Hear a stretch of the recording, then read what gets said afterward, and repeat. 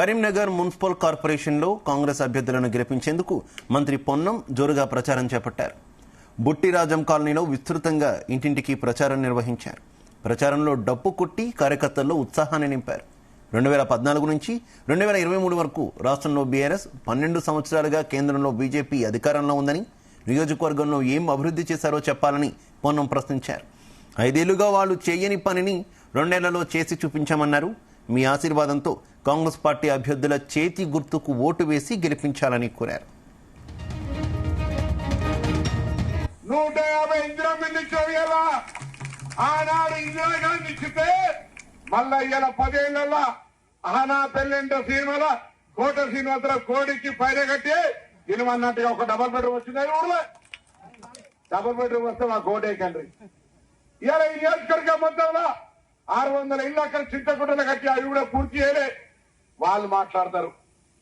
ఇలా 10 ఏళ్ళు మీ చెప్పులు అరిగేటట్టుగా తిరిగిన రేషన్ కార్డుల కొరకు రేషన్ కార్డులు వచ్చినాయా? ఇలా రేషన్ కార్డు ఇచ్చినామా లేదా? ఇంకెవరైనా రేషన్ కార్డు ఉంటే లేని వాళ్ళు ఉంటే చేయవడం రేషన్ కార్డు ఇప్పించే బాధ్యత మా ప్రభుత్వంది.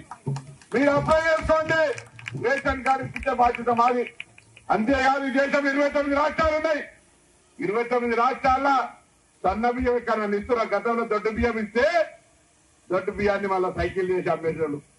ఇవాళ సన్న బియ్యం మనం అందరం కడుపుండి తింటా ఉన్నాం.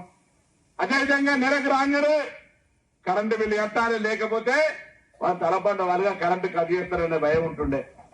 ఇవాళ 200 యూనిట్లకే కరెంటు ఉచితంగా మాఫీ చేసినటువంటి వాటి సందర్భంగా మనం చేస్తా ఉన్నాం. గతంలో వడ్డీ లేని రుణాలు లేకుండే మహిళా సంఘాలకు వడ్డీ లేని రుణాలు ఇచ్చినాం. ఇవాళ ఈ విధంగా అన్ని కార్యక్రమాలు చేసుకుంటూ పోతా ఉన్నాం.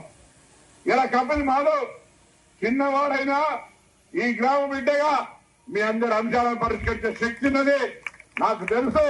ఆయన తోడు మా పడాల రాహుల్ ఉన్నాడు, రామరెడ్డి ఉన్నాడు, ఆంజనేయ ఉన్నాడు. ఈ ఊరంతా మీరు సహకారం చేసి గెలిపియండి. నన్నే కార్పొరేటర్ అనుకోరు బొమ్మకలకు సంబంధించి మీకు ఏం కావాలో చెప్తాను.